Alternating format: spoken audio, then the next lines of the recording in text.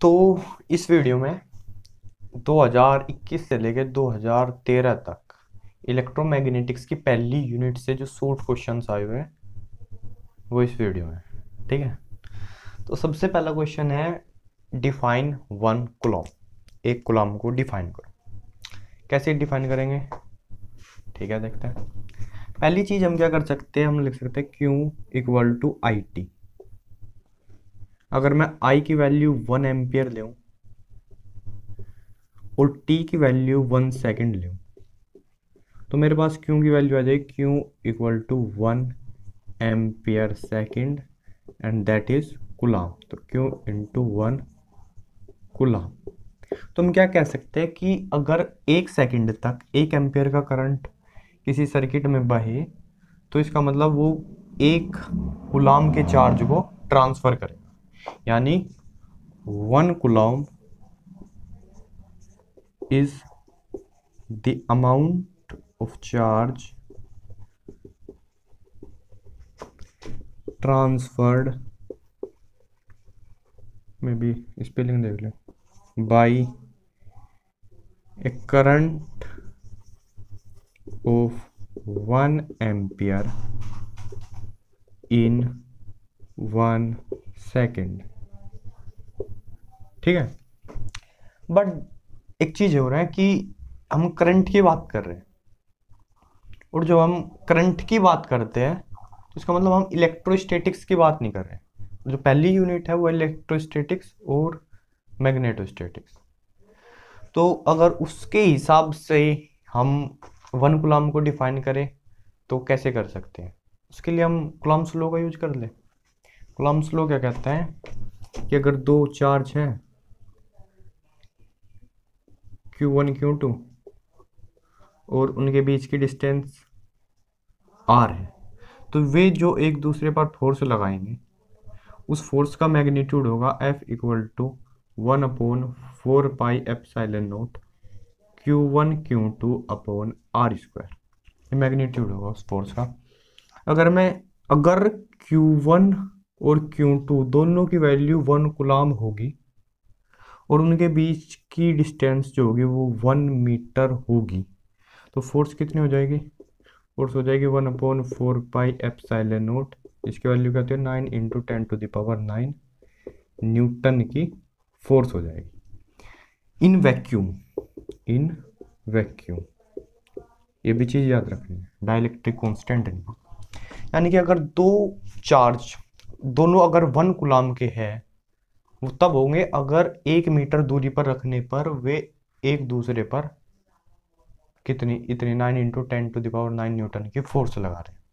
और जो डिस्टेंस जो नापी जाएगी 1 मीटर, वो उनके सेंटर की डिस्टेंस होनी चाहिए, क्योंकि 1 कूलम आप एक पॉइंट चार्ज पर 1 कूलम चार्ज देना it is not possible, it must have some size, right. तो इनके सेंटर के बीच की जो डिस्टेंस होगी वो 1 मीटर होगी, ठीक है, ना कि इनके सरफेस से एक दूसरे की डिस्टेंस। तो इस चीज से हम इसको एक कूलम को डिफाइन कर सकते हैं।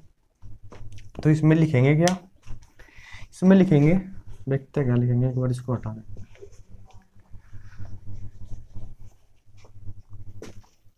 हम लिखेंगे कि if the force between two charges of same magnitude, दो चार्ज है और जिनका मैग्नीट्यूड दोनों कितना सेम है 1 कूलम। इफ द और यहाँ पर भी आप मैग्नीट्यूड ऑफ फोर्स लिख सकते हैं, क्योंकि उसकी रिपल्सिव या अट्रैक्टिव फोर्स होगी वो बात अलग है। चलो, तो the force between two charges of same magnitude and separated with, सोच रहा था यार इनके बीच की डिस्टेंस को कौन सा वर्ड लिखो, तो separated by the distance of 1 metre, the force between the two charges of same magnitude separated by is 9 into 10⁹ Newton क्या मतलब होगा इसका, अगर दो चार्ज है सेम मैग्नीट्यूड के और 1 मीटर सेपरेट करने पर उनके बीच की जो फोर्स है वो 9 × 10⁹ न्यूटन है in vacuum, then the magnitudes of charges of both charges is 1 coulomb. तो दोनों चार्ज का जो मैग्नीट्यूड होगा वो कितना होगा, 1 कूलम होगा। ये एक चीज हम लिख सकते हैं। मैं देखता हूँ एक बार नीचे का दिख रहा है क्या, हाँ दिख रहा है, अच्छी बात है। ठीक है, तो ऐसे भी हम लिख सकते हैं। एक और हम इजी सा तरीका ले सकते हैं, देखें देखते हैं। हमें पता है conservation of charge, conservation of charge क्या कहता है कि चार्ज जो है वो केवल इलेक्ट्रॉन का जो चार्ज होता है उसका मल्टीपल ही हो सकता है। यानी इलेक्ट्रॉन का चार्ज, 2 इलेक्ट्रॉन का चार्ज, 10 इलेक्ट्रॉन का चार्ज, 20 इलेक्ट्रॉन का चार्ज, उनके बीच में नहीं हो सकता कि 1.5 इलेक्ट्रॉन का चार्ज, 2.5 इलेक्ट्रॉन का, ऐसे नहीं होता। चार्ज जो है वो इलेक्ट्रॉन का जो चार्ज है जिसको हम ई से रिप्रेजेंट करते हैं, e equal to 1.6 into 10⁻⁻⁻19 coulomb. Negative होता है, वैसे चार्ज दो टाइप के होते हैं, एक निगेटिव पॉजिटिव, इलेक्ट्रॉन का निगेटिव होता है, मैग्नीट्यूड ही लिखा है ऐसे मान सकते हो। तो हमें पता है जो क्यू टोटल चार्ज होगा हमारे पास वो केवल इसका मल्टीपल ही होगा, where n is an integer. ठीक है, तो अगर मैं क्यू की वैल्यू 1 कूलम ले लूँ, क्योंकि मेरे को 1 कूलम को डिफाइन करना है, 1 ही लिख लेते हैं। और तो ई की वैल्यू मेरे पास पता ही है 1.6 इंटू 10⁻⁻⁻19। तो ऐसे एन की वैल्यू क्या आ जाएगी, n equal to 1/1.6 into 10⁻⁻�19 equal to 6.25 into 10⁻18। ये जाएगा ऊपर 10/16 जैसे जैसे होता है वह ये हो जाता है। इतने इलेक्ट्रॉन्स का जो चार्ज होगा वो 1 कूलम होगा। यानी कि हम लिख सकते हैं 1 coulomb is the charge of 6.25 into 10⁻18 electrons. इतने इलेक्ट्रॉन्स का जो चार्ज है वो 1 कूलम। यार इतनी डेफिनेशन तो पर्याप्त होगी ना, इनफ। शॉर्ट क्वेश्चन आता है, एक भी लिखोगे कोई सी भी तो चल जाएगा काम। ठीक है, तो अब अगला क्वेश्चन देखते हैं। तो नेक्स्ट क्वेश्चन है, right any two properties of electric lines of force. Electric lines of forces की दो प्रॉपर्टीज लिखनी। तो इलेक्ट्रिक लाइंस ऑफ फोर्सेज क्या होती है, बेसिकली ऐसे ड्रॉ कर रहा हूँ मैं। तो ये क्या, ये वो फैराडे ने प्रपोज किया था शायद, आई थिंक, कि इलेक्ट्रिक फील्ड को रिप्रेजेंट करने के लिए, इलेक्ट्रिक फील्ड को हम रिप्रेजेंट कैसे करें, रिप्रेजेंट। तो इलेक्ट्रिक फील्ड को रिप्रेजेंट करने के लिए हम इलेक्ट्रिक लाइंस ऑफ फोर्सेज का यूज करते हैं। तो इनकी कुछ प्रॉपर्टीज होती है वो देखते हैं। सबसे पहली चीज क्या होती है, ये पॉजिटिव चार्ज से निकलते हैं और निगेटिव चार्ज, ऐसे इससे बेहतर तरीका होगा बनाने का, ऐसे। तो ये पॉजिटिव चार्ज से निकलते और निगेटिव चार्ज पर आ करके इनको अलग अलग जगह पर मानना, क्योंकि अगर एक ही जगह होते तो लाइंस कुछ ऐसे होते। ये स्पेस में एक दूसरे के इतने नज़दीक नहीं है जितने के बने हुए हैं यहाँ पर, और निगेटिव चार्ज पर आकर ये ख़त्म होते हैं। कि इनकी प्रॉपर्टी ये पहली प्रॉपर्टी क्या है, तो इससे होता है। चलो पहले में तो इलेक्ट्रिक फील्ड लाइन से लिख देते हैं। इलेक्ट्रिक फील्ड लाइंस स्टार्ट, यानी शुरू होती है from positive charge end at negative charge, पहली चीज। दूसरी चीज क्या है, अगर कोई भी इलेक्ट्रिक लाइन ऑफ फोर्स है, विद्युत बल रेखा जिसको हिंदी में बोलते हैं, अगर मैं उसके किसी भी पॉइंट पर एक टेंजेंट यानी स्पर्श रेखा अगर मैं खींच दूं, तो उसकी जो डायरेक्शन होगी वो उस पॉइंट पर इलेक्ट्रिक फील्ड की डायरेक्शन को रिप्रेजेंट करेगा। इस पॉइंट पर टेंजेंट, तो ऐसे इलेक्ट्रिक फील्ड। तो a tangent at any point on the electric line of force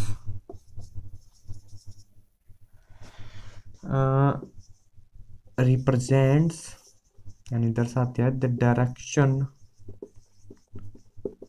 of electric field on that point या एट दैट पॉइंट, जो भी होगा, we are not reading grammar. तो क्या लिख दिया, वही बात लिख दी कि किसी भी पॉइंट पर इलेक्ट्रिक, अगर हम टेंजेंट खींचे तो वो इलेक्ट्रिक फील्ड की डायरेक्शन को रिप्रेजेंट करेगा। ठीक है। तीसरी चीज क्या है कि दो इलेक्ट्रिक लाइन्स ऑफ फोर्सेज एक दूसरे को इंटरसेक्ट नहीं कर सकती। तो अगर करेगी तो एक ही पॉइंट पर दो दो टेंजेंट खींच गई, दो दो डायरेक्शन होगी इलेक्ट्रिक फील्ड की, ये भी और ये भी, और ऐसा हो नहीं सकता। तो अगर मैं यहाँ लिख दूंगा तो नीचे का दिखाई नहीं देगा। तो एक बार इसको मिटा के लिखते हैं तीसरी प्रॉपर्टी। वैसे दो ही पूछी है, पर एक दो और बता देते हैं, फालतू क्या जा रहा है।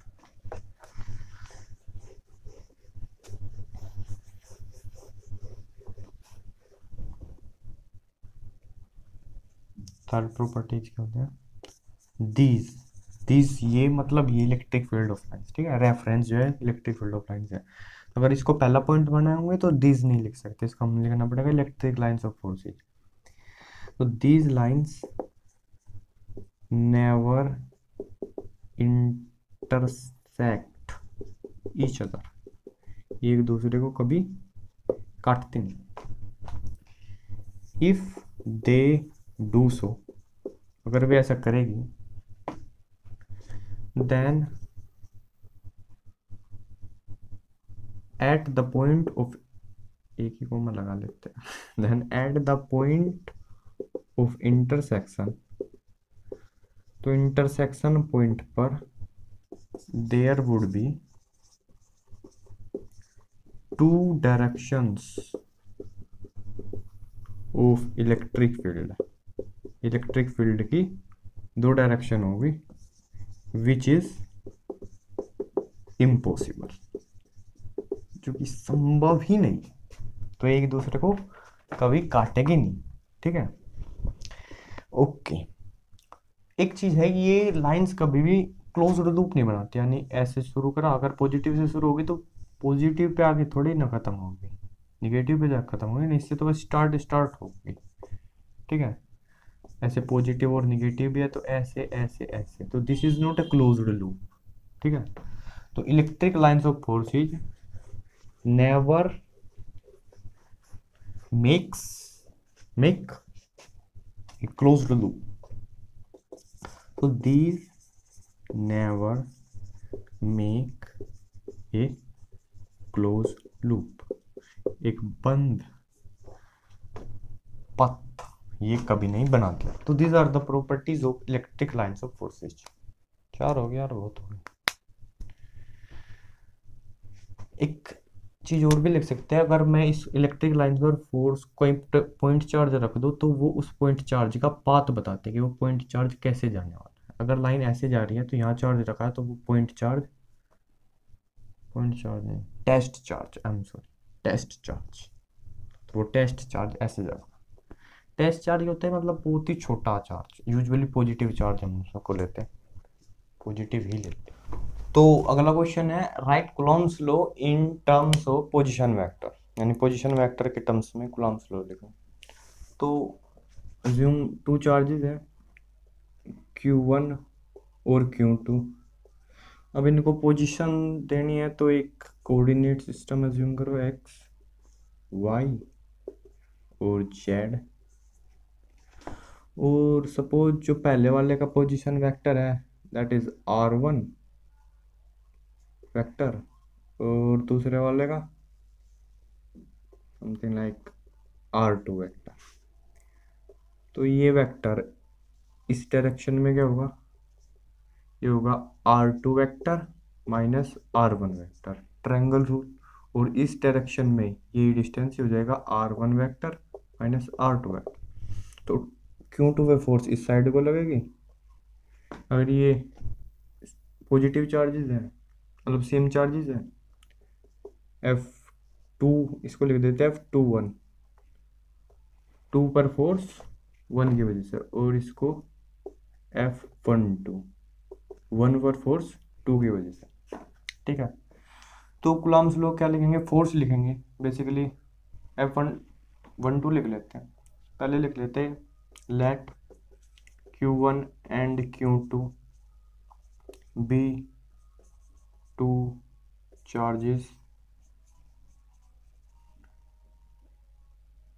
and their position vectors be r1 vector and r2 vector respectively, यानी r1 इसका r2 इसका। तो कूलम्ब्स लॉ की वजह से फोर्स क्या होगा, F, हमको लिखना है फोर्स, अब मैग्नीट्यूड नहीं वेक्टर होता, तो F12 लिख लेते हैं पहले, 1 पर फोर्स 2 की वजह से, तो ये इधर वाला वेक्टर लेना पड़ेगा हमें। तो इक्वल टू इसका मैग्नीट्यूड क्या होगा फोर्स का, 1/4 pi epsilon naught Q1 Q2 upon distance कितनी है, ये जो वेक्टर होगा इसका मैग्नीट्यूड ही डिस्टेंस है, तो r1 vector minus r2 vector का स्क्वायर। और अब मैग्नीट्यूड तो आ गया, इसके साथ क्या चाहिए, जेड एक्सिस है, इसके साथ चाहिए यूनिट वेक्टर, इस डायरेक्शन में यूनिट वेक्टर। तो अगर इस डायरेक्शन में यूनिट वेक्टर चाहिए तो इसी वेक्टर को इसके मैग्नीट्यूड से डिवाइड कर दो भाई। तो वेक्टर में क्या होता है, एक मैग्नीट्यूड और एक यूनिट वेक्टर, डायरेक्शन जो दिखाता है। तो इसी वेक्टर को लिख देते हैं r1 vector and r2 vector upon इसका magnitude, r1 vector minus r2 vector. तो इसको यहाँ लिख लो या इसकी ही पावर 3 कर दो। तो this is Coulomb's law in terms of position vector, या ऐसे लिख लो फोर्स, या ये क्या रिप्रेजेंट कर रहा है, where F12 is force on Q1 due to Q2। Similarly F21 क्या हो जाएगा, 1/4 pi epsilon naught Q1 Q2 upon ये वेक्टर इस डायरेक्शन में, ये वाला वेक्टर ऐसे, एक्चुअल में लेंथ तो दोनों का मैग्नीट्यूड तो सेम ही है, इसको फिर भी ऐसे लिख लेते हैं r2 vector minus r1 vector, power 3 आनी है, और r2 vector minus r1 vector. तो ये क्या हो गया, Coulomb's law in terms of position vector. ठीक है, समझ में आया, I hope so. Q1 Q2 position vector r1 r2 और ये सब कहानी ऐसे। ठीक है, तो this is Coulomb's law in terms of position vector. Next question देखते हैं। तो अगला क्वेश्चन है right A short note on Biot Savart's law. अब देखो, अगर कोई तार है जिसमें करंट बह रहा है तो उसके वजह से मैग्नेटिक फील्ड उत्पन्न होता है, प्रोड्यूस होता है, लेकिन कितना होता है ये हमें बताता है बायोसेवर्ट लॉ।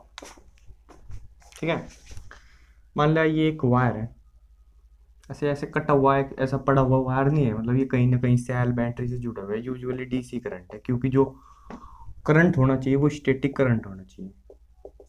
स्टैटिक का मतलब पता है, बदल ना रहो, क्योंकि ये जो बायोसेवर्ट लॉ है एक तरीके से कह सकते हैं कि कूलम्ब्स लॉ की एनालॉजी है, जैसे उसमें स्टैटिक चार्जेस होना चाहिए, उसकी वजह से वो इलेक्ट्रिक फील्ड फोर्स वगैरह बताता है, वैसे यहाँ पर स्टैटिक करंट है। मान लिया इस तार में ऐसे बहुत लंबा तार पड़ा है, उसका कोई टुकड़ा ही ऐसे आई है, और उसका टुकड़ा अगर मैं ले लूँ कोई, इसको तीर को ऊपर से वो बनाते हैं कहीं ऐसे, इसमें आई करंट जा रहा है, और इसका कोई छोटा सा टुकड़ा मैं ले लिया DL, इसकी वजह से एक कोई पॉइंट है P जो कि इससे थीटा एंगल बना रहा है, और इसकी डिस्टेंस है R। ठीक है, तो बायोसेवर्ट लॉ कहता है कि अगर इस छोटे से टुकड़े DL की वजह से अगर तुमको यहाँ पर P पर छोटा सा मैग्नेटिक फील्ड DB चाहिए, उसका क्या लिख रहा है अभी, मैग्नीट्यूड लिख रहा है, तो कहता है वो ना करंट के प्रोपोर्शनल होगा, यानी करंट बढ़ाओगे तो मैग्नेटिक फील्ड बढ़ेगा। मैंने कहा ठीक है, और दूरी बढ़ाओगे तो जाहिर सी बात है वो घट जाएगा, वही इनवर्स स्क्वायर इनवर्स लो, तो दूरी के इसको आर के इन्वर्सली प्रोपोर्शनल होगा, ठीक है जी। और अगर हम ये टुकड़ा ज़्यादा बड़ा लेंगे तो ज़्यादा होगा, तो डी एल के भी प्रोपोर्शनल होगा, और साइन थीटा के भी प्रोपोर्शनल होगा, यानी 90 डिग्री पर ज़्यादा होगा और बिल्कुल 0 डिग्री पर कुछ नहीं होगा मैग्नेटिक। तो इन सारी चीज़ों को अगर हम कंबाइन कर दें तो क्या बन जाएगा, d B is proportional to I T L sine theta upon R square. फिर यहाँ पर क्या है, वो एक प्रोपोर्शनलिटी कांस्टेंट, जिसको क्या बोल आता है हमारा, V equal to mu naught upon 4 pi I D l sine theta upon R square. यहाँ पर म्यू नोट को क्या कहते हैं, म्यू नोट को कहते हैं परमिएबिलिटी, हिंदी में बोलते हैं चुंबकशीलता ऑफ फ्री स्पेस, और इसकी वैल्यू होती है mu naught equal to 4 pi into 10⁻⁻⁷ newton upon ampere square, ठीक है। तो यहाँ से अगर मैं मैग्नेटिक फील्ड की यूनिट निकाल लूँ तो क्या हो जाएगा, न्यूटन अपॉन एम्पियर स्क्वायर, शायद यहाँ तो दिख नहीं रहा होगा, यहाँ लिखता हूँ न्यूटन अपॉन एम्पियर स्क्वायर। तो इसकी आई की एम्पियर, डी एल की मीटर, साइन थीटा की कुछ नहीं, रेडियन है उसका, कुछ मतलब उसकी कोई डायमेंशन नहीं होती, अपॉन मीटर स्क्वायर। तो मीटर से मीटर मरेगा, एम्पियर से एम्पियर, ये बचेगा न्यूटन अपॉन एम्पियर मीटर। ये होता है मैग्नेटिक फील्ड का यूनिट। यूजुअली इसको पूरे को ऐसा यूनिट टेस्ला होती है, ये चीज़ टेस्ला के बराबर होता है, वेबर अपॉन मीटर स्क्वायर होता है, वो अलग बात है। तो इसको लिखे कैसे, इसको लिखे, अब लैंग्वेज बता रहा हूँ यार, कुछ बच्चे होते हैं उनसे नहीं लिखा जाता ना। So if a static current I is flowing in a wire, then the magnetic field, then according to Biot-Savart's law, according to Biot-Savart law, the magnetic field at any point P which is at a distance r from a, इसको क्या बोलते हैं, small fraction बोल लूँ क्या, from A small fraction या portion, small portion dl of wire, then according to Biot-Savart's law, the magnetic field at any point P which is at a distance r from a portion dl of wire and making an angle theta is given by, कैसे दिया जाता है, ऐसे दिया जाता है, D B equal to ऐसे ऐसे, ऐसे लिखो d B is proportional to I, d B is ऐसे ऐसे लिख दो, ठीक है। वैसे यार लिख लो अपने हिसाब से जैसे भी लिखोगे। इसी चीज़ को अगर हम वेक्टर फॉर्म में लिखना है तो क्या लिखते हैं, इसको मिटा देते हैं, नहीं यही लिखते हैं, d B vector equal to होगा mu naught upon 4 pi I तो स्टैटिक कांस्टेंट है, वैसे वेक्टर नहीं है, तो ये होता है डी एल, देखो cross r vector upon are cube. अब अगर इसी को मैं खोल लूँ ना तो क्या हो जाएगा, क्रॉस प्रोडक्ट का मैग्नीट्यूड क्या होगा, a dot p into sine theta upon are cube है, तो आर से आर कट के यहाँ पर साइन थीटा आर स्क्वायर बचेगा, यानी सी से आ जाएगा मैग्नीट्यूड। तो ऐसे इसको वेक्टर फॉर्म में लिखते हैं, ये है बायो-सेवर्ट्स लॉ। मुझे पता है, तुमको पहले पता था, इतना तो पढ़ ही रखा होता है ना, फिर भी मैंने सोचा बता ही दे। अगला क्वेश्चन करते हैं। तो अगला क्वेश्चन है, what do you mean by equipotential surface. Equipotential surface से आपका क्या मतलब है, क्या मतलब है, देखो एक ऐसा सरफेस, देखो इसके नाम से पता चला, इक्वी मतलब इक्वल, पोटेंशियल मतलब पोटेंशियल, ठीक है, मतलब एक ऐसा सरफेस, एक कोई भी ऐसा सरफेस, कुछ भी हो, वी डोंट केयर, इसके हर पॉइंट पर जो पोटेंशियल हो वो बराबर हो। यानी यहाँ पोटेंशियल वी है तो यहाँ भी वी है, यहाँ भी वी है, यहाँ भी वी ए है, कुछ भी लिखो जा रहा। यानी एक ऐसा सरफेस जिसके हर पॉइंट पर पोटेंशियल जो है वो सेम हो। ये एक्चुअली एक सर्कल नहीं, कि स्पेयर बनाने की कोशिश किया मैंने, समझ रहे हो? नहीं समझे? कोई बात। एक पॉइंट चार्ज रखा मैंने, क्यों यहाँ पर? अगर इसकी वजह से मैं आर डिस्टेंस पर इस डायरेक्शन में पोटेंशियल निकाल लूँ, क्या पोटेंशियल क्या होगा? 1/4πε0 क्यू अपॉन आर। ठीक है, आर डायरेक्ट डिस्टेंस मैंने इधर ले ली, तुम मिट जाओ भैया। तो यहाँ पे क्या होगा? जब डिस्टेंस सेम है तो यही तो होगा, और तो कुछ बदल नहीं रहा। यहाँ ले ली आर डिस्टेंस, यहाँ भी ठीक है, यहाँ ले ली आर डिस्टेंस, यहाँ भी ठीक है। यानी आर आर आर डिस्टेंस कहीं भी ले लूँ मैं, क्या होगा? हर पॉइंट पर पोटेंशियल क्या होगा मेरा? सेम होगा। ऐसे आर डिस्टेंस ऐसे ले लूँ इस एक्सिस में बोर्ड के बाहर, तो भी सेम। अंदर की साइड ले लूँ आर डिस्टेंस, तो भी सेम। आर डिस्टेंस यहाँ ले लूँ तो भी सेम। यानी इस पॉइंट चार्ज के आर डिस्टेंस पर मैं एक स्पेयर में कोई भी पॉइंट लूँ, उन सब पर पोटेंशियल होगा मेरा वो सेम होगा।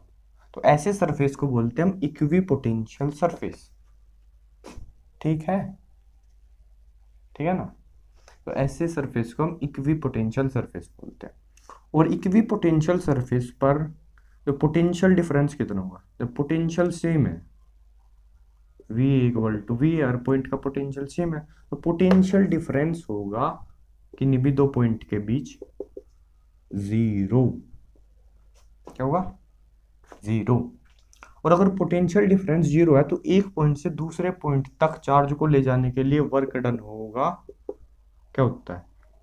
Charge into potential difference. Potential difference तो क्या है? 0, तो वर्क डन भी क्या हो जाएगा? 0। यानी इक्वी पोटेंशियल सरफेस से पर इक्वी पोटेंशियल सरफेस पर एक पॉइंट से दूसरे पॉइंट तक चार्ज को ले जाने के लिए क्या गया? Work done. क्या गया? Work done. में समझ रहे हो? किया गया डन। तो क्या गया? कार्य जो होगा वो वर्क डन 0 होगा। ठीक है, 0 क्या होता है इसका? Unit joule. ठीक है, उसके अलावा भी देखो, अगर मैं R1 वाले ले लूँ तो वो अलग एक पोटेंशियल सरफेस होगा। अब ये वाला पोटेंशियल सरफेस इस वाले पोटेंशियल सरफेस को कभी भी इंटरसेक्ट नहीं करने का। ये R1 वाला ऐसे जाएगा, R2 वाला ऐसे ऐसे ऐसे। तो two equipotential surfaces never ever intersect each other, एक दूसरे को भी नहीं काटते। ईच अदर, ठीक है, नहीं काटते, हम नहीं काटते। अगर काटेंगे तो जहां पर काट रहे हैं जिन पॉइंट्स पर, वहां पर एक इस वाले का पोटेंशियल, एक इस वाले का पोटेंशियल, तो दो अलग अलग पोटेंशियल एक पॉइंट पर कैसे हो सकते हैं? और अगर पोटेंशियल सेम है तो वही की पोटेंशियल सरफेस होगा, दो होंगे क्या? समझ रहे हो? समझ रहे हो ना? ठीक है, ठीक है। और एक चीज और है इसमें कि जो पोटेंशियल होता है ना, इक्वी पोटेंशियल सरफेस होता है, वो हमेशा इलेक्ट्रिक फील्ड उसके परपेंडिकुलर होता है, इलेक्ट्रिक फील्ड लाइंस उसके 90 डिग्री पे होता है, हमें नहीं पता, ऐसा ही होता है। ठीक है, देखो अगर एक फ्लैट सीट है, मान लिया इनफाइनाइट लंग, ये पढ़ा हुआ ना गॉस लॉ में, इसकी वजह से इलेक्ट्रिक फील्ड कैसे होगा? ऐसे होगा।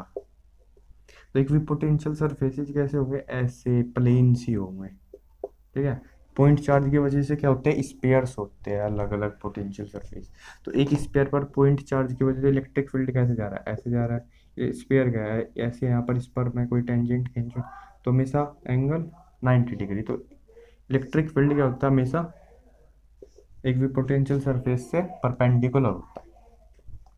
अगर ऐसा ना होता इलेक्ट्रिक कोई अलग एंगल बनाता तो उसका एक कंपोनेंट होता है इस डायरेक्शन में भी। और इलेक्ट्रिक फील्ड का अगर एक कंपोनेंट हो गया ना ऐसे, तो फिर क्या होगा, इलेक्ट्रिक फील्ड यहाँ पर अलग और यहाँ पर अलग जा रहा है, तो फिर उसकी वजह से फिर पोटेंशियल डिफरेंस होना जरूर है, पक्का पोटेंशियल डिफरेंस हो जाएगा फिर। ठीक है, अगला क्वेश्चन देखते चलो। अच्छा रुको रुको, इलेक्ट्रिक फील्ड अगर कोई एंगल बनाएगा तो पोटेंशियल डिफरेंस क्यों होगा? एक्चुअली जो पोटेंशियल डिफरेंस होता है ना किसी भी दो पॉइंट, मान लिया ऐसे ये एक पॉइंट ए है और ये एक पॉइंट बी है, इनके बीच का पाथ है, तो अगर मैं इसका एक छोटा सा टुकड़ा ले लूँ डी आर, और तो ए टू बी अगर मुझे पोटेंशियल डिफरेंस बताना तो वो होता है E dot D r A to B तक। ठीक है, अब एक्चुअली ए वेक्टर का उसके 90 डिग्री पर कंपोनेंट क्या होगा, ई कोस 90, राइट। उसकी वैल्यू होगी जीरो। अगर उसकी वैल्यू जीरो हो जाएगी तो यानी ए और बी इस तरीके से हैं कि उनके बीच में पोटेंशियल डिफरेंस जीरो है। तो उसके लिए वो तभी हो सकते हैं जब ए और बी के जो इलेक्ट्रिक फील्ड है वो परपेंडिकुलर हो। ठीक है, तो इक्वी पोटेंशियल सरफेस पर इलेक्ट्रिक फील्ड हमेशा परपेंडिकुलर होता है, सब लिख सकते हो ना। पहली चीज इलेक्ट्रिक पोटेंशियल की डेफिनेशन क्या होती है कि ऐसा सरफेस जिसके हर पॉइंट पर पोटेंशियल सेम हो। उसके बाद लिख दो कभी एक दूसरे को इंटरसेक्ट करते, वर्क डन जो होता है वो जीरो होता है और इलेक्ट्रिक फील्ड हमेशा इसके परपेंडिकुलर होती है। चलो तो ऐसे ये भी बता सकते हो कि ऐसे जीरो। ठीक है, लिख दो 2 नंबर में तो है। तो अगला क्वेश्चन देखते हैं। एक्चुअली मेरा मेन काम है क्वेश्चन को समझाना। ठीक है, ये आंसर तो यार किताब में लिखे ही होते हैं सर, पढ़ लो रट लो। So next question is define electric quadrupole. Electric quadrupole क्या होता है? मान लीजिए हमारे पास दो इलेक्ट्रिक डाइपोल है, minus q plus q, minus q plus q. अगर इनको मैं इस तरीके से रखूं कि इनके पॉजिटिव चार्ज या फिर इनके निगेटिव चार्ज कोइंसाइड करें, इस तरीके का कुछ अरेंजमेंट बन जाए, माइनस क्यू और बीच में प्लस 2q ये मिल जाए, या फिर प्लस क्यू और यहाँ पर माइनस के 2q, तो इस चीज को मैं बोलता हूँ इलेक्ट्रिक क्वाड्रुपोल। ठीक है, इसकी वजह से जो इलेक्ट्रिक पोटेंशियल है वो वेरी करता है r⁻³ के इनवर्सली प्रोपोर्शनल, और जो इलेक्ट्रिक फील्ड वेरी करता है वो करता है r⁴ के। इसमें क्या लिखे कि if two dipoles are placed in such a way that their positive or negative charges coincides in space, कि पॉजिटिव और या निगेटिव चार्ज जो है वो स्पेस में मिल जानी चाहिए, एक जगह मिल जानी चाहिए। Then this arrangement in space, और एक लाइन और हम ऐड कर सकते हैं कि इसकी वजह से जो नेट इलेक्ट्रिक इफेक्ट होने चाहिए, यानी जो पोटेंशियल है इलेक्ट्रिक फील्ड वो जीरो नहीं होना चाहिए, यानी एक ये नहीं कि ये बिल्कुल आपस में मिल जाए। एक्चुअली ऐसा नहीं होना चाहिए, ये माइनस क्यू और प्लस क्यू है और इधर प्लस क्यू आ जाइए और इधर माइनस क्यू, ऐसा होगा तो एक दूसरे को कैंसिल कर देंगे। एंड इफ ये कैंसिल कर देंगे तो ना उसकी वजह से पोटेंशियल होगा ना इलेक्ट्रिक फील्ड होगा। तो coincide in space and the net electric effect that may be potential और electric field is not zero at distant points. Such arrangement is called electric quadrupole. So that's what we need to define in this question, electric quadrupole. So next question देखते हैं। So next question है define magnetic induction on the basis force on a charge in A magnetic field, यानी magnetic field में किसी charge पर जो force लग रहा है उसके हिसाब से मैग्नेटिक इंडक्शन को डिफाइन करो।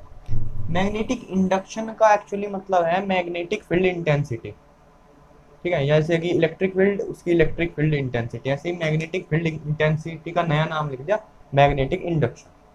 मान लीजिए यहाँ पर कोई मैग्नेटिक फील्ड है ऐसे बी, एक्चुअली हम मैग्नेटिक फील्ड यूजुअली ऐसे इनवर्ड या आउटवर्ड बनाते हैं, और मान लिया हमने ऐसे बना दिया, और उससे कोई पार्टिकल उसमें v वेलोसिटी से घुस रहा है एक्चुअली, और उससे एंगल बना रहा है थीटा, तो इस पार्टिकल पर फोर्स लगती है F equal to Q we B sine theta. इस फॉर्मूले का एक्चुअली हमारे पास कोई प्रूफ नहीं है, एक एक्सपेरिमेंटल रिजल्ट है, ठीक है। तो इसके बेस पर अगर मुझे B को डिफाइन करना है तो मैं क्या लूँ, ये अगर थीटा इक्वल टू 90 डिग्री ले लूँ, Q इक्वल टू 1 ले लूँ 1 coulomb, F equal to 1 newton ले लूँ, तो B क्या हो जाएगा, B एक्चुअली क्या होता है, B यहाँ से क्या हो जाएगा F upon q v sine theta, ठीक है, क्यू वी साइन थीटा। तो यानी कि अगर किसी पार्टिकल जो कि मैग्नेटिक फील्ड के परपेंडिकुलर घुस रहा है मैग्नेटिक फील्ड में, और उसकी वेलोसिटी तो डिफाइन करिए नहीं, v equal to 1 metre per second है, और वो उस पर अगर फोर्स 1 न्यूटन लग रही है तो सब चीज़ 1 1 हो जाएगा, तो b की वैल्यू भी क्या होगी 1, तो यानी तो मैग्नेटिक फील्ड इंटेंसिटी क्या होगी हमारी 1 न्यूटन अपॉन एम्पियर मीटर होगी एक्चुअली। या दूसरी तरीके से कहे कि यानी अगर Q की वैल्यू भी 1 हो, V की वैल्यू 1 हो, B की वैल्यू 1 हो, तो F की वैल्यू 1 हो जाएगी। यानी कि अगर पार्टिकल जो है वो 90 डिग्री के एंगल से गुजरा है, उसकी वेलोसिटी जो है 1 मीटर पर सेकेंड है, और उस पर 1 कूलम का चार्ज है, तो उस पर अगर फोर्स 1 न्यूटन लग रहा है तो इसका मतलब हमारा मैग्नेटिक इंडक्शन क्या है वो 1 न्यूटन अपॉन एम्पियर मीटर है। इसका जो यूनिट है वो हमने बायोसेवर्ट वाले वीडियो में करी थी, तो ऐसे हम इसको डिफाइन कर सकते हैं, ठीक है। अच्छा एक चीज़ बताओ, अगर ये v वेलोसिटी से मैग्नेटिक फील्ड में आ रहा है और इस पर फोर्स लग रही है, तो फोर्स की वजह से क्या होता है, एक्सेलरेशन होता है, से वेलोसिटी चेंज होगी, फोर्स लगी, तो बताओ ये यूनिफॉर्म वेलोसिटी इसकी रहेगी या नहीं रहेगी, यानी जो वेलोसिटी v है वो चेंज होगी या v ही रहेगी मैग्नेटिक फील्ड में मैग्नेटिक इंडक्शन की वजह से जो फोर्स लग रही है। इसका आंसर आप बताओ मुझे कमेंट करके। इस चीज़ को तब तक मैं लिखता हूँ, कैसे लिखे इसको, ऐसे लिखेंगे, इफ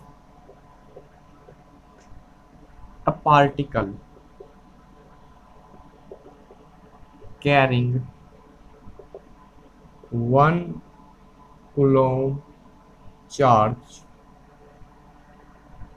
carrying ये लिखना है 1 coulomb चार्ज, यानी एक पार्टिकल जिस पर 1 coulomb चार्ज है, enter a magnetic field perpendicular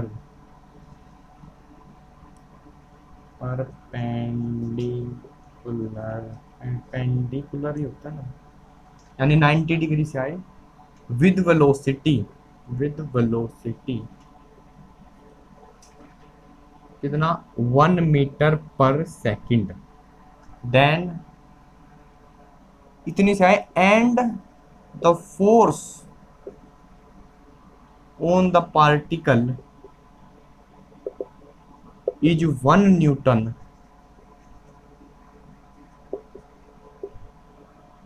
then the magnetic induction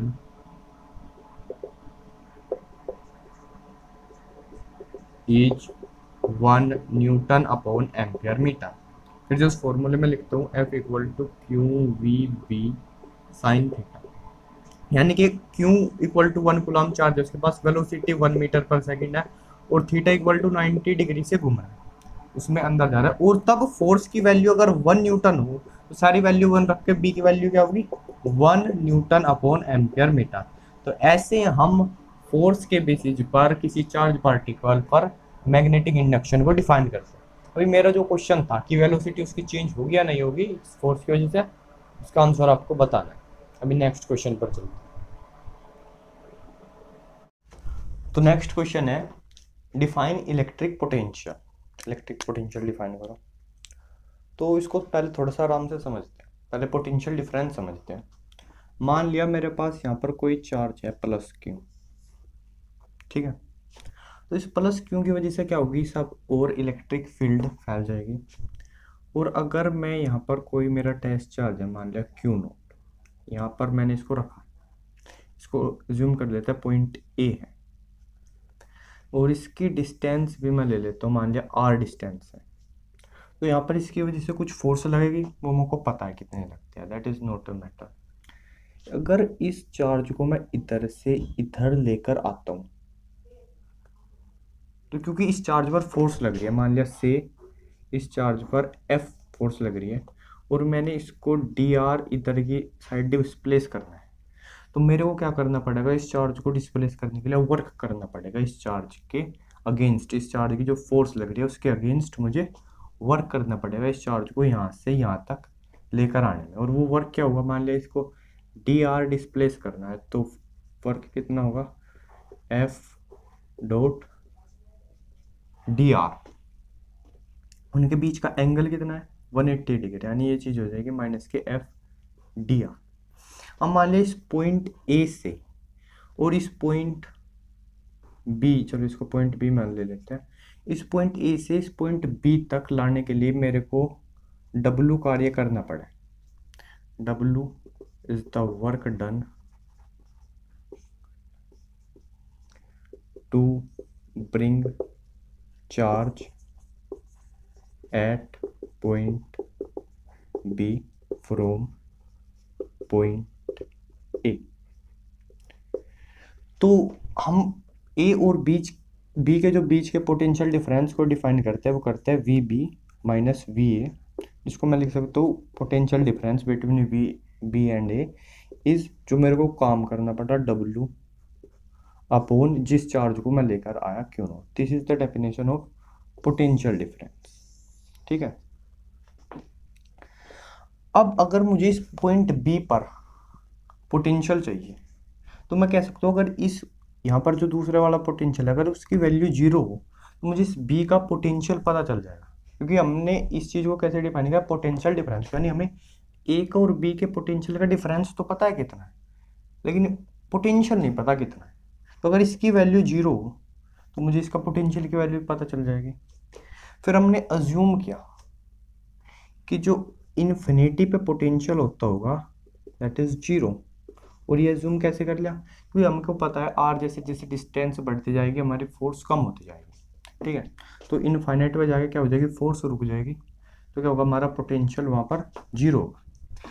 तो अगर मैं इस चार्ज को ए के बजाय इन्फिनिट से बी पर लाऊं, तो मैं इसके पोटेंशियल डिफरेंस को क्या लिखूंगा, वी बी माइनस के वी इनफाइनाइट इक्वल टू, अब वर्क को यहाँ पर डब्ल्यू डैश लिख लेते हैं अपॉन क्यू नोट।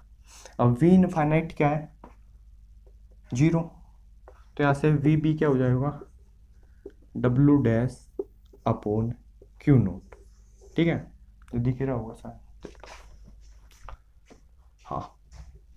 तो मैं कह सकता हूँ इनफाइनाइट से किसी चार्ज को इलेक्ट्रिक फील्ड में किसी पॉइंट तक लाने के लिए जो कार्य करना पड़े और उसको उस चार्ज से डिवाइड कर दो, तो वो क्या होगा, इलेक्ट्रिक पोटेंशियल होता है हमारा। या अगर मैं क्यू नोट की वैल्यू 1 ले लूँ यूनिट चार्ज को लेकर आने में, तो जो किया गया वर्क होगा वही क्या होगा मेरा, उसका मैग्नीट्यूड ही मेरा पोटेंशियल होगा। किसी भी पॉइंट का पोटेंशियल मतलब क्या, इन्फिनिट से किसी पॉइंट चार्ज को, किसी यूनिट चार्ज को उस पॉइंट तक लेकर आने के लिए किया गया कार्य जो हमें काम करना पड़ेगा, ठीक है। अब इसके लिए एक एक्सप्रेशन ले लेते हैं। तो हमने जैसे कि डिफाइन किया था डी डब्ल्यू क्या था हमारा, माइनस के एफ डॉट डी आर। तो अगर मुझे को टोटल वर्क करना है, वर्क चाहिए, टोटल वर्क कितना होगा, तो मैं लिख सकता हूँ W dash equal to integration D W, जितना भी काम करना होगा इनफाइनाइट से लेकर और इसकी डिस्टेंस जब रह जाए आर तक, ठीक है, यानी कि integration T infinite to R minus के एफ डॉट डी आर। ये क्या होगा मेरा, जो मेरे को वर्क करना पड़ेगा इनफाइनाइट से उस चार्ज को उस पॉइंट बी तक लाने के लिए।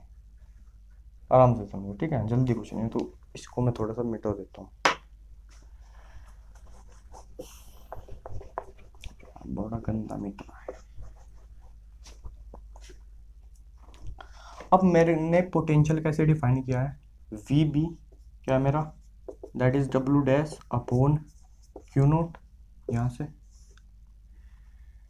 तो इसकी वैल्यू रख देंगे यहाँ से, तो 1 क्यू नोट माइनस के इंटीग्रेशन इनफाइनाइट टू आर और ई डी आर, ठीक है। या इस माइनस साइन को अगर मैं हटा दूँ और इसको वेक्टर फॉर्म में लिख दूँ तो ई डॉट डी आर, ठीक है, oh sorry F dot D r F.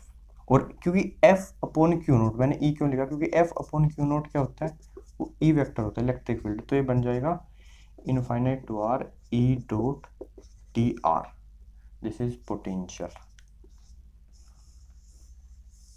तो फिर से एक बार इलेक्ट्रिक पोटेंशियल को हम कैसे डिफाइन करेंगे, द वर्क डन, इसको एक बार लिख के लेते हैं,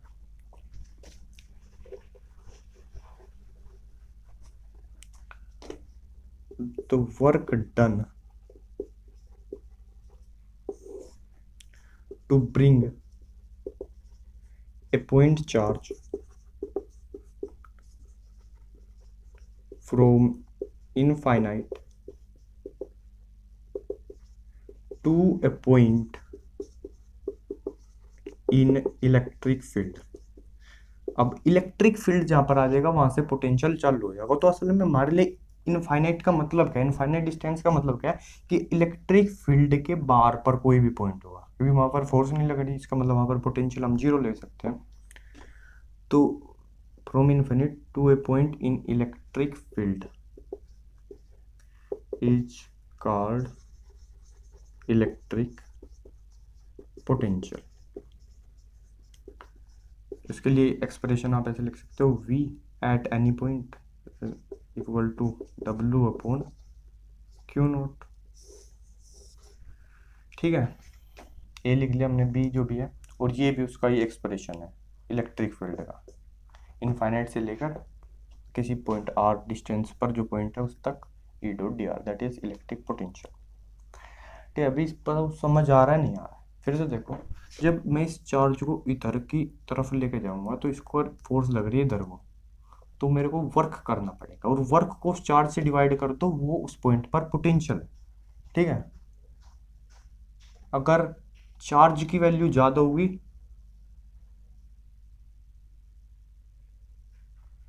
तो क्या होगा, तो उस पर फोर्स ज्यादा लगेगी, तो उस चार्ज को लेकर जाने में मेरे को ज्यादा वर्क करना पड़ेगा। अगर चार्ज की वैल्यू कम होगी तो कम वर्क करना पड़ेगा, ठीक है, क्योंकि फोर्स का फॉर्मूला क्या होगा, F equal to 1/4 pi epsilon naught Q naught upon R square, और इस डायरेक्शन में कोई भी यूनिट वेक्टर आर कैप, ये फोर्स होगी, ठीक है। तो ये होता है पोटेंशियल। अब अगर इसमें देखो, अगर मैं पॉजिटिव चार्ज के लिए निगेटिव चार्ज ले लेता, निगेटिव चार्ज, तो अब इस साइड को तो ये खुद पे खुद ही आता, खुद ही इधर को तो आता है इस पर, अगर ये पॉजिटिव टेस्ट चार्ज है तो इस पर इधर को तो फोर्स खुद ही लगेगी। अब इसको यहाँ से इस साइड में डिस्प्लेस करने के लिए जो करना पड़ेगा, वर्क करना पड़ेगा, वो उसका पोटेंशियल हो जाएगा। निगेटिव वर्क चार्ज की वजह से निगेटिव पोटेंशियल होता है, पॉजिटिव चार्ज की वजह से पॉजिटिव पोटेंशियल होता है। क्योंकि जब पॉजिटिव चार्ज है, मान लिया यहाँ पर प्लस क्यू था पहले, और तब इस क्यू नोट को मैं इधर की ओर को लेकर आ रहा था, तो मुझको इस चार्ज के करीब लाने के लिए वर्क करना पड़ेगा। और जब यहाँ पर निगेटिव है तो इनके बीच में अट्रैक्शन है, तो मुझे इससे दूर ले जाने के लिए वर्क करना पड़ेगा। एक्चुअली जब भी किन्हीं दो चीज़ों के बीच में अट्रैक्शन होता है ना, तो उनको दूर करने के लिए वर्क करना पड़ता है, वे आसानी से एक दूसरे से दूर नहीं होते, ठीक है। तो वो अट्रैक्शन यहाँ भी काम, so that is the electric potential. I hope ऐसे यार समझ तो आ गया होगा, लेकिन फिर भी एक बार थोड़ा सा नीचे कर दो, शायद यहाँ से दिख नहीं रहा होगा। सो क्वेश्चन नंबर 9 है write Biot Savart's law explaining the symbols. I think Biot Savart law के बारे में थोड़ा सा पहले बताया गया एक वीडियो में, write is short note on Biot Savart's law. और state Coulomb's law for electrostatic force between two charges. Coulomb's law बताना है दो चार्जेस के बीच में फोर्स, ठीक है। तो ये दोनों क्वेश्चन आपको खुद करना है, क्योंकि मुझे लगता है इन क्वेश्चन के बारे में मैंने बीच बीच में कहीं क्वेश्चन आए थे, इनके बारे में कुछ ना कुछ सब कुछ बता चुका हूँ। तो इनके आंसर्स आपको खुद लिखने हैं, ठीक है। अब नेक्स्ट क्वेश्चन देखते हैं। सो नेक्स्ट क्वेश्चन है write an expression for the force between two parallel current carrying wires and hence define SI unit of current. Two parallel current carrying wires है, कंडक्टर्स का है, वायर्स ले लेता हूँ, conductor और हो गई क्या। तो एक I1 है, एक I2 है। इसकी वजह से ये एक आपस में एक दूसरे पर फोर्स कैसे लगाएंगे वो बताना है। फोर्स लगेगी क्यों दो करंट कैरिंग वायर्स पर। एक्चुअली ये इस वायर की वजह से अगर मुझे इस पर फोर्स निकालना है तो पहले इसकी वजह से इस पर मैग्नेटिक फील्ड निकलेगा, ठीक है। और फिर फोर्स का फॉर्मूला लगेगा F बराबर I करंट कैरिंग कंडक्टर की वजह से फोर्स, F बराबर IBL साइन थीटा। अब थीटा तो इनके बीच में 90 डिग्री है तो इसको तो भूल ही जाओ, F बराबर IBL का लग जाएगा। एक्चुअली तो वैसे सिर्फ एक्सप्रेशन लिखना चाहो तो मैं सिर्फ फॉर्मूला बता दूँ इसमें। The force between two parallel current carrying conductor is given by this F equal to ये। एक बार समझ लेते हैं। I1 करंट जा रहा है, ये लॉन्ग कंडक्टर है, इसकी वजह से यहाँ पर डिस्टेंस कितनी ले लेते हैं इनके बीच की, R ले लेते हैं, R इज द डिस्टेंस, और पैरेलल है तो हर जगह R ही रहेगी। तो मैग्नेटिक फील्ड कितनी होगी यहाँ पर, I1 करंट जा रहा है, B equal to mu naught I upon 2 pi R, यही होती है मैग्नेटिक फील्ड यहाँ पर। और फोर्स कितनी लगेगी, F बराबर I2 B और L साइन थीटा, तो मैंने कहा है ना छोड़ दो इसको, क्योंकि 90 डिग्री का एंगल बनेगा, ठीक है। तो बस फॉर्मूला रख दो, बी की वैल्यू रख दो mu naught upon 2 pi R I1 और I2 और L, ये होता है फोर्स का expression, F equal to mu naught upon 2 pi I1 I2 upon R into L, या F अपॉन L भी ले लेते हैं, तो ये हो जाती है फोर्स पर यूनिट लेंथ, ठीक है। अब अगर I1 और I2 की वैल्यू, दोनों की वैल्यू 1 एम्पियर ले लो, और R की वैल्यू उनके बीच की डिस्टेंस 1 मीटर ले लेते हैं, और L की वैल्यू 1 मीटर पर यूनिट लेंथ, या फिर इसको रहने भी दो। तो अगर इनकी वैल्यू 1 1 1 हो जाएगी तो फोर्स क्या बचेगा, F upon L equal to क्या बचेगा, म्यू नोट अपॉन 2 पाई, इसकी वैल्यू कितनी होगी 2 into 10 to the power minus के 7, और अपॉन L है तो इसका मतलब यूनिट इधर आएगी न्यूटन अपॉन मीटर। और बात हो रही है वैक्यूम की, ठीक है, वैक्यूम में ये दो वायर, क्योंकि अगर कोई मीडियम होगा तो मैग्नेटिक फील्ड की वैल्यू अलग हो जाएगी, उसके तो वो म्यू नोट आर वगैरह वगैरह जो भी है, उसके क्या था ना, म्यू नोट अपॉन म्यू उस मीडियम का जो होगा उसके कांस्टेंट की वजह से वो सब अलग बात। तो वैक्यूम में अगर दो पैरेलल वायर्स हैं, अब यहाँ पर इसकी बात करें हम, ऐसा यूनिट करंट को डिफाइन करना, दो वायर्स हैं जिनमें दोनों में कुछ करंट बह रहा है, दोनों में सेम, और उस करंट बहने से वे एक दूसरे से R मीटर दूर है, ठीक है, कितने R मीटर दूर है, सॉरी 1 मीटर। तो अगर उनके पर यूनिट लेंथ पर फोर्स जो है वो 2 into 10 to the power minus 7 metre हो, तो इसका मतलब उन दोनों में 1 एम्पियर का करंट बह रहा है, I1 I2 equal to 1 ampere, ठीक है। तो ऐसे हम डिफाइन करेंगे ऐसा यूनिट ऑफ करंट। एक बार थोड़ी सी लैंग्वेज लिख देते हैं इनके लिए समझ में, जिनसे खुद नहीं लिखे जाते, इसको मिटाते हैं एक बार। तो इस क्वेश्चन के आंसर में सबसे पहले तो आप लिखोगे एक्सप्रेशन ऑफ फोर्स, तो the force between two parallel current carrying conductors, ऐसे लिख के इज गिवन बाई, ये वाला एक्सप्रेशन, ये F equal to mu naught upon 2 pi I1 I2 upon R into L, ठीक है। तो उसके बाद if I1 equal to I2 equal to 1 ampere, R equal to 1 metre, और इसको F अपॉन L लिख लेते हैं। तो F अपॉन L कितना आ जाएगा, mu naught upon 2 pi into 10 equal to 2 into 10 to the power minus की, क्योंकि ये तो 1 हो गए ना सब, न्यूटन अपॉन मीटर। यानी कि यदि I1 I2 की वैल्यू 1 एम्पियर हो तो फोर्स इतनी होती है। यानी इसका मतलब क्या है, इफ द फोर्स पर unit length between two parallel current carrying conductors, between two parallel, इसको थोड़ा नीचे कर देते हैं कैमरे को, मुझे लिखने में डर लगेगा, दिख रहा नहीं दिख रहा, अब सही है। between two parallel current carrying conductors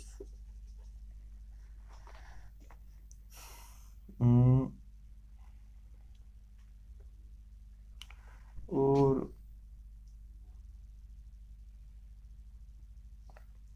between two conductors, ऐसे लिखते हैं, between two parallel conductors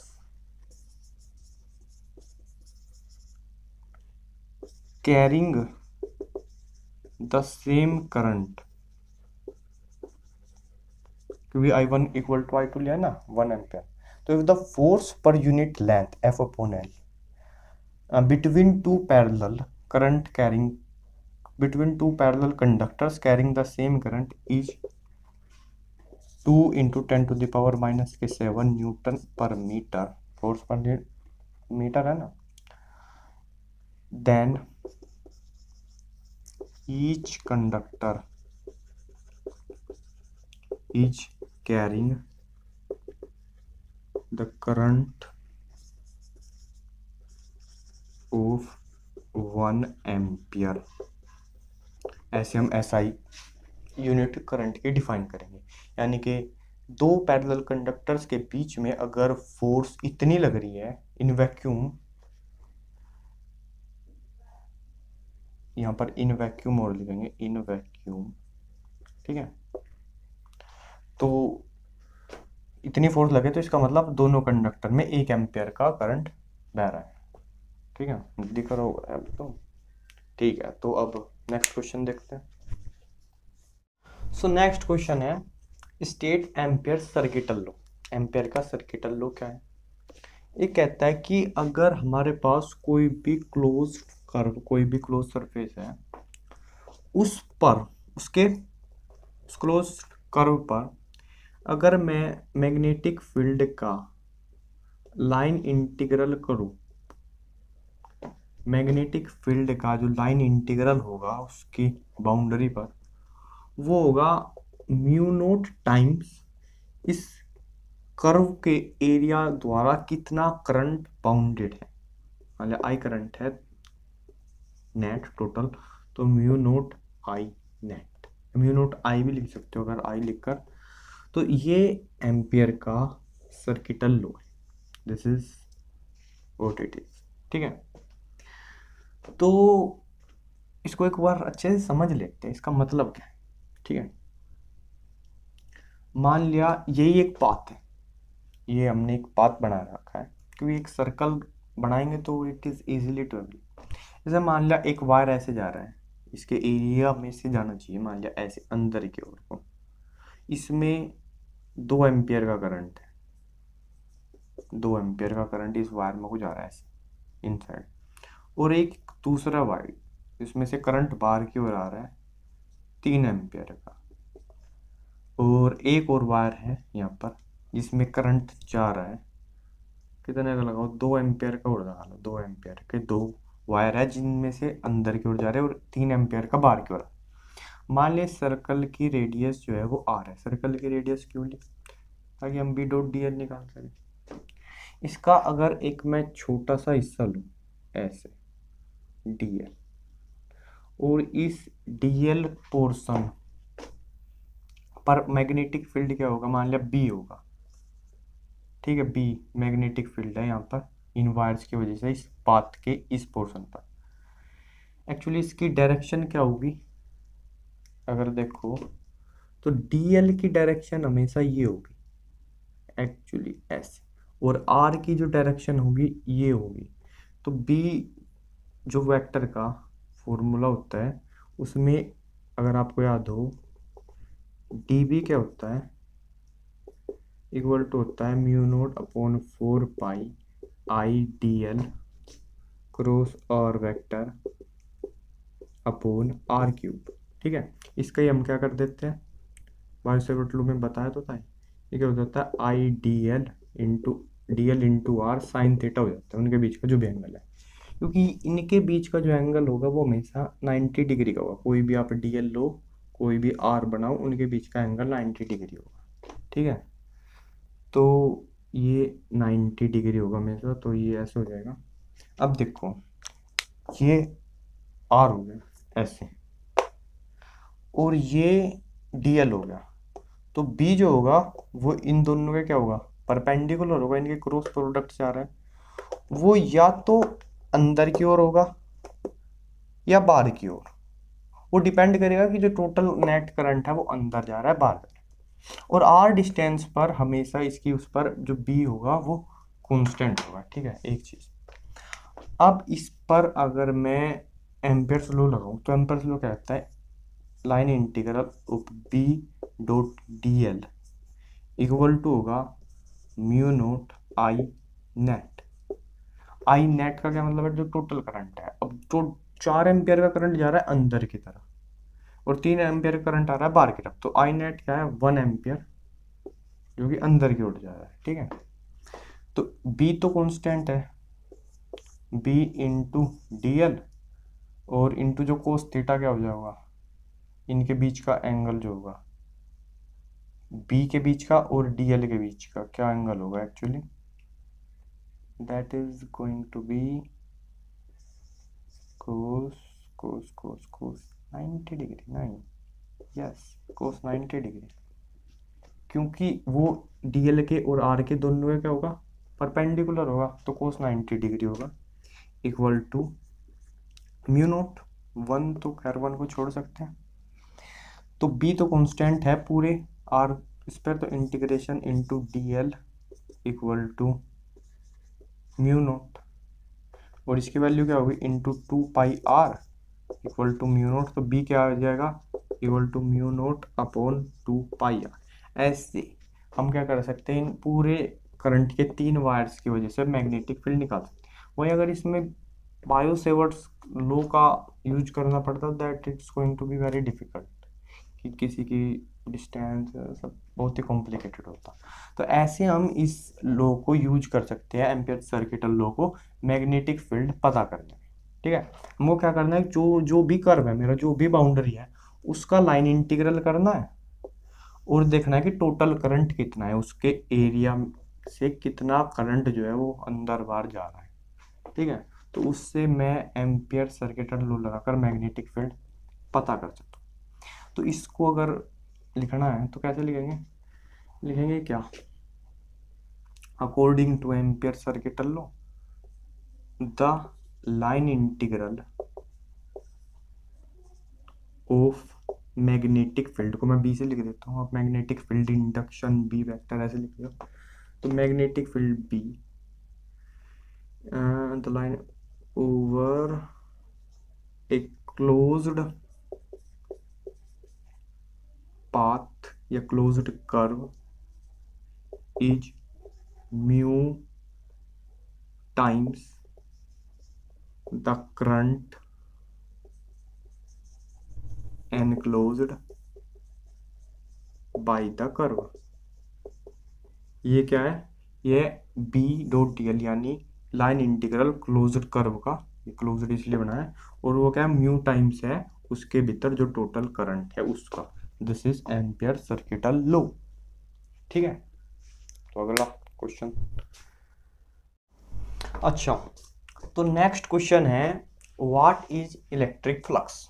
electric flux ये रहा क्या होता है, देखो इसी वीडियो में कहीं पर शायद इलेक्ट्रिक फील्ड लाइंस की जब प्रॉपर्टीज की बात करी थी तो मैंने बताया था कि हम ने ना ऐसा डिसाइड किया, शायद फैराडे ने सजेस्ट किया था कि हम इलेक्ट्रिक फील्ड को रिप्रेजेंट कैसे करें। तो इलेक्ट्रिक फील्ड को इलेक्ट्रिक फील्ड लाइन से रिप्रेजेंट करते, ठीक है।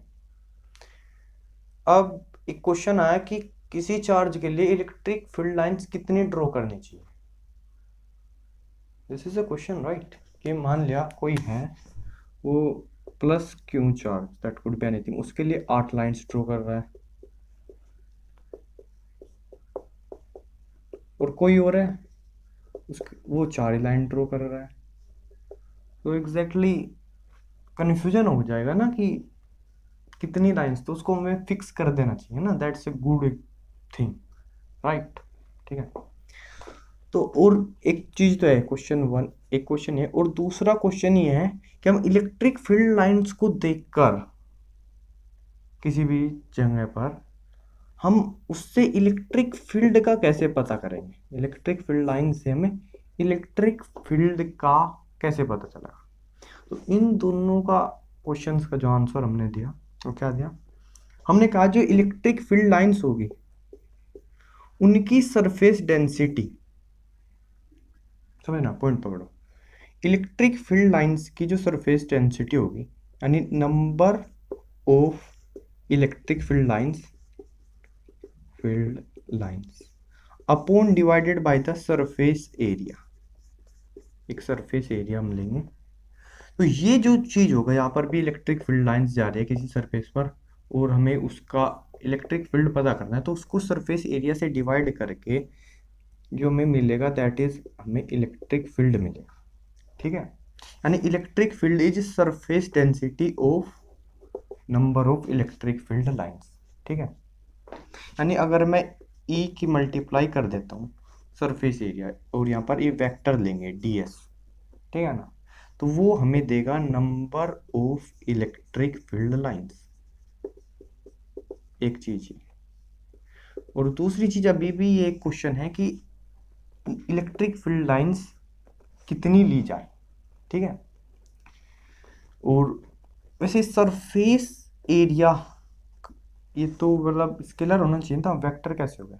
एक्चुअली सरफेस एरिया जो है वेक्टर भी हो सकता है, जैसे कि लाइन है इसकी लेंथ भी है और इसकी डायरेक्शन भी है, तो इसकी भी सरफेस है, मान लिया मेरा बोर्ड है, इसकी डायरेक्शन है, क्या डायरेक्शन है इसके परपेंडिकुलर। अगर इसी बोर्ड को मैं उठाकर परली साइड को कर दूं, जैसे कि एक ये मेरे पास है, इसके भी डायरेक्शन है इसके परपेंडिकुलर, ये आपको दिख रहा है। अगर मैं इसको ऐसे कर दूं, ये वाली सरफेस तो दिखने से रही, ये दिख रही है, ये आपके परपेंडिकुलर है, तो इसका भी ये भी एक वेक्टर क्वांटिटी होती है, ठीक है। तो एक चीज हमारे पास इक्वेशन सोल्व है। दूसरी चीज अभी भी हमारे पास कि number of electric field lines कितनी हो। अगर मेरे पास कोई पॉइंट चार्ज है, प्लस क्यों ले लेते हैं, सिंपल चीज है, और उसकी वजह से r डिस्टेंस पर एक ऐसे r रेडियस का एक हम स्पेयर भी बना देते हैं, और इसकी वजह से यहाँ पर इलेक्ट्रिक फील्ड कितना होगा आपको पता होना चाहिए। कितना होता है, E इक्वल टू उसका मैग्नीट्यूड ले रहे हैं 1/4πε0 Q/r², ये होता है, ठीक है। और उन्होंने कहा बात बन गई, कितनी इलेक्ट्रिक फील्ड लाइंस खींचनी है उसका पता चलेगा कैसे। इसका सर्कल का स्पेयर का सरफेस एरिया कितना होता है 4πr², तो 1/4πr² ये क्या है surface area, multiplied by charge upon कितना लिख रहा है एप्सिलॉन, Q/ε। उन्होंने कहा कि हम 1 कूलम चार्ज के लिए 1/ε0 लाइंस खींचेंगे, ठीक है। तो क्यों कूलम के लिए कितनी हो जाएगी Q/ε0। अब इसका इलेक्ट्रिक फील्ड से क्या रिलेशन है वो भी बताएं। तो ये चीज क्या है, ये चीज क्या होगी, number of electric field lines Q charge के लिए, और number of electric field lines upon surface area, उससे क्या मिल रहा है हमें इलेक्ट्रिक फील्ड मिल रहा है। ये चीज डिफाइन करी थी ना, number of electric field lines upon surface area क्या इलेक्ट्रिक फील्ड है। तो जो number of electric field lines है ना, यही चीज मेरा इलेक्ट्रिक फ्लक्स है। इलेक्ट्रिक फ्लक्स और कुछ नहीं है, that is number of electric field lines. और मैथमेटिकली उसको कैसे कैलकुलेट करते हैं, ई डॉट डी। कोई भी छोटा सा सरफेस अगर ds है, एक्चुअली मान लिया पूरा कोई बड़ा ऐसा ऐसा ऐसा ऐसा सरफेस है कोई, उसके लिए मेरे को उसका इलेक्ट्रिक फ्लक्स करना है। अगर इसका सरफेस एरिया s है तो क्या होगा, इलेक्ट्रिक फ्लक्स होगा ई डॉट एस। उसको फाई से रिप्रेजेंट करते हैं, फाई ई। उसका मतलब क्या है, basically number of electric field lines, ये उसका मतलब है। अगर मुझे इसका सरफेस एरिया निकालना है, क्योंकि ये बहुत ही कॉम्प्लिकेटेड है, तो मैं क्या करूँगा, एक छोटा सा इसका एक पैच जिसको बोलते हैं ना, एक छोटा सा टुकड़ा ले लेंगे, तो क्या होगा ds, और ई डॉट ds इसकी मल्टीप्लाई कर देंगे, और इस इतने का वजह से फ्लक्स निकल जाएगा, और फिर इसको पूरा इंटीग्रेट कर देंगे इस सरफेस पर, तो क्या आ जाएगा मेरे पास, फ्लक्स आ जाएगा टोटल सरफेस, यानी ई डॉट एस जो है वो आ जाएगा। सो बेसिकली इंटीग्रल ई डॉट डी एस, यही चीज क्या होती है, मेरी इलेक्ट्रिक फ्लक्स होता है। और एक्चुअली ये क्या है, number of electric field lines. आप लिख सकते हो electric flux is the number of electric field lines passing through a surface perpendicularly, और this product E dot D s is also electric flux. तो आई थिंक ये पूरा का पूरा कॉन्सेप्ट आपको समझ में आएगा। अब यहाँ से आप गोस लॉ भी देख सकते हैं, ई डॉट डी एस क्या है, फाई ई, यानी number of electric field lines Q charge की वजह से कितना है, क्यू अपॉन एप्सिलॉन नॉट। तो गोस लॉ हो गया, integration E dot D S equal to Q upon epsilon naught. ऐसे चीज एक जगह से दूसरी जगह जुड़ रही है ना, तो सिंपल ही है यार फिजिक्स, इतनी कॉम्प्लिकेटेड नहीं है।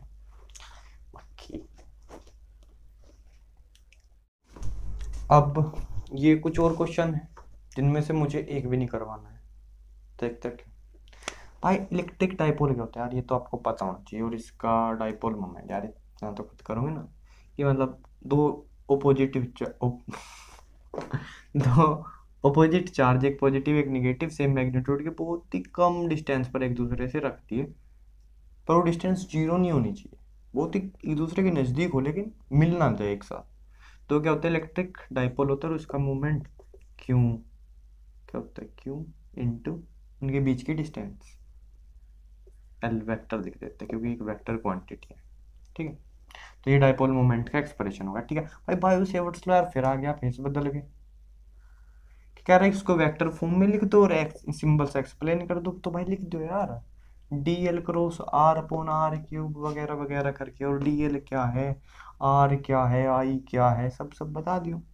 अब ये जो क्वेश्चन है, कैलकुलेट ई फाई क्या है, यहाँ पर स्केलर पोटेंशियल जो है, इलेक्ट्रिक पोटेंशियल जो डिफाइन किया था ना, वो है। अब इलेक्ट्रिक फील्ड क्या होता है, ई बराबर माइनस के ग्रेडियंट फाई। यार इस क्वेश्चन की ना एक्चुअली वीडियो पड़ी है चैनल पर, मेरी चैनल पर, आपके चैनल, एक ही बात है। तो एक सेपरेट वीडियो है, वो देख सकते हैं। Define 1 ampere in SI system, यार अभी तो डिफाइन किया था ना फोर्स वाला, उसमें भी इस क्वेश्चन में सेम वही करना है। पहले बताना दो कंडक्टर उनके फोर्स बीच के फोर्स क्या होते हैं, उसका एक्सप्रेशन। फिर कहो कि अगर दोनों में I one I two one ले लो और डिस्टेंस वन ले लो, तो 1 एम्पियर की डेफिनेशन हमने उस क्वेश्चन में दे दी। उसके बाद so that curl E equal to zero, इस क्वेश्चन की भी वीडियो पड़ी है सेपरेट, 2-3 मिनट के साथ बस, वो भी आप देख सकते हो। अगला फिर कूलॉम्स लॉ आ गया यार, देखो ये कितना बेसा, बार बार भेज बदल गया। एक दो क्वेश्चन तो वैसे मैंने छोड़ भी थे जो सेम टू सेम ही आ गए थे, राइट। मतलब ऐसे होता है ना, 2013 में आ गया, 15 में, 17, तो उसको बार बार थोड़े ना करवाएंगे। तो कूलॉम्स लॉ कह रहे इलेक्ट्रोस्टैटिक में लिखो क्या है और उसको वेक्टर फॉर्म में एक्सप्रेस करो। यार करती हूँ, कराया ही होगा हमने पहले अभी तक, या इतना तो कर सकते हैं actually. F equal to 1/4 Q1 Q2 upon are cube R vector वगैरह वगैरह। तो एक आधा क्वेश्चन अगर बचा हुआ हो शॉर्ट पहली यूनिट में, वो देखते हैं जो कि नहीं कर रहे, ठीक है अभी एक दो सा। तो नेक्स्ट क्वेश्चन है, स्टेट गोस लो इन, ये वाली वीडियो इस साइड से बहुत देर होगी उधर से लिखते। State Gauss law in integral form as well as differential form. भाई इंटीग्रल फॉर्म में जो गोस लो है, वो अभी इसकी थोड़ी सी चर्चा हुई थी शायद फ्लक्स वाले वीडियो में, दैट इज इलेक्ट्रिक फील्ड का surface integral over a closed surface is 1 upon epsilon naught times the charge enclosed by the surface। Writing बिगड़ जा रही साइड में। मान ले कोई एक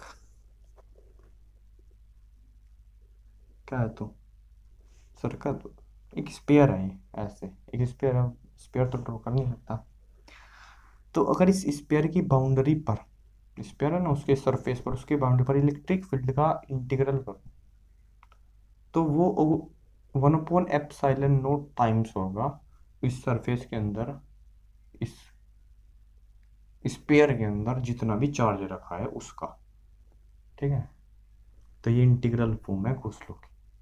मान लिया फुटबॉल है, फुटबॉल के अंदर या कुछ चीज़ है, उसके भीतर कहीं कहीं जगह चार्ज रखे अलग अलग, तो अगर उसकी पूरी सरफेस पर इलेक्ट्रिक फील्ड का इंटीग्रल कर दे, सरफेस इंटीग्रल ऐसे हो जाएगा ना, तो वो उन सब चार्ज को जोड़ दो, उनको एप्सिलॉन नॉट से डिवाइड कर दो, ये दोनों चीज़ इक्वल होगी, और इस चीज़ को हम इलेक्ट्रिक फ्लक्स भी बोलते हैं।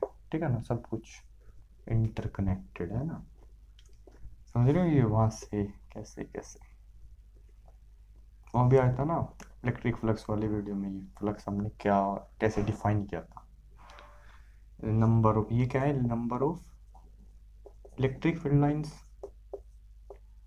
इलेक्ट्रॉन का चार्ज नहीं लिखना है, इलेक्ट्रिक फील्ड लाइंस। ऐसे ही जो डिफरेंशियल फॉर्म है वो क्या है, बहुत simple, divergence of electric field is 1 upon epsilon not times the charge density. कि कोई भी पॉइंट है उस पर अगर चार्ज डेंसिटी रो है, उसको एप्सिलॉन नॉट से डिवाइड कर दो तो हमें पता चलेगा इलेक्ट्रिक फील्ड की डाइवर्जेंस उस पॉइंट पर। ठीक है, तो लिखने को इंटीग्रल फॉर्म में आप लिखेंगे, क्या लिखेंगे, the surface integral of electric field over a closed, तो बंद सरफेस होना चाहिए, हाँ, जैसे फुटबॉल का होता है, खुली हुई नहीं, उससे खेलना नहीं चाहिए फिर। Over a closed surface is 1 upon epsilon naught times the charge enclosed, enclosed माने बंद जो है चार्ज उसमें, the charge enclosed by the surface। ठीक है, और डिफरेंशियल फॉर्म के लिए किस कैमरे को थोड़ा सा नीचे कर लो, तो डिफरेंशियल फॉर्म क्या हो जाएगी, वही यार जो मैंने बोला था, the divergence of electric field at a point is 1 upon epsilon naught times the charge density at that point। ठीक है ना, तो ये ना पॉइंट टू पॉइंट बात करता है, इस पॉइंट पर चार्ज, और ये पूरे को जोड़ वोड़ के बताता है वाला, तो somehow this one is a little better. ठीक है, तो पहले ये लिखो डिफरेंशियल फॉर्म, फिर उसका एक्सप्रेशन, फिर इंटीग्रल फॉर्म, फिर इसका एक्सप्रेशन, 2 नंबर मिल जाएंगे और क्या। अब एक क्वेश्चन हो रहा है, तो आज की वीडियो का आखिरी question, define Lorentz force and right its expression. Define Lorentz force and right its expression. Lorentz force क्या होती है, क्या होती है, क्या होती है। मान ले यार कोई ऐसी जगह पर चार्ज हमारा आकर फंस गया, कोई भी चार्ज पार्टिकल, वहाँ पर इलेक्ट्रिक फील्ड भी उसको पीट रहा है और मैग्नेटिक फील्ड की वजह से भी उस पर फोर्स लग रही है, तो ऐसी फोर्स को हम बोलते हैं भाई लोरेंज फोर्स, यानी the force on a charge particle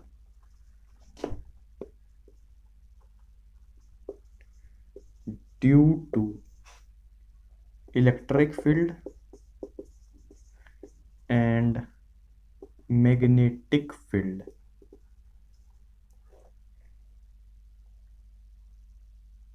एक साथ लग रही है ना दोनों, तो यार क्या शब्द यूज करेंगे उसके लिए, तो फोर्स अप्लाइड और लगा दो यार, अप्लाइड यानी जो फोर्स लग रही है on a charge particle due to electric field and simultaneously, एक साथ, is called Lorentz force Lorentz force कहलाते हैं। इलेक्ट्रिक फील्ड की वजह से फोर्स क्या लगती है, क्यू ई, क्यू नोट ई, जो भी चार्ज है यार। और मैग्नेटिक फील्ड की वजह से लगते हैं Q naught V cross B. और इस फोर्स को हम बोलते हैं Lorentz force. This is the expression that is required for Lorentz force. काम खत्म, पैसा हजम। ठीक है, तो यूनिट 1 के यार जितने भी शॉर्ट क्वेश्चन थे जो भी आए थे पेपर में मेरठ सीसीएस यूनिवर्सिटी में, वो तो यार हमने कर लिया। अब जो नेक्स्ट वीडियो में कोशिश करेंगे इसी यूनिट के लॉन्ग क्वेश्चन हम कर लें। तब तक के लिए मजे करो, पढ़ो लिखो, पेपर आ रहे हैं।